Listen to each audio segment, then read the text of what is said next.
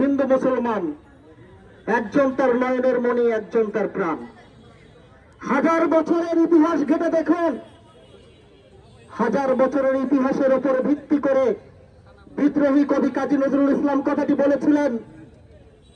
কিন্তু বর্তমান সময়ে এসে কিছু কুচক্রী মহল আমাদের এই 1000 বছরের মিলবন্ধনকে ভেঙে দেওয়ার চেষ্টা করছেন। তারা কথায় কথায় আমাদেরকে দুইটি ট্যাগ লাগান। এক, আমরা ভারতের এজেন্ডা বাস্তবায়ন করছি। 2, আমরা আওয়ামী লীগের দালালি করছি।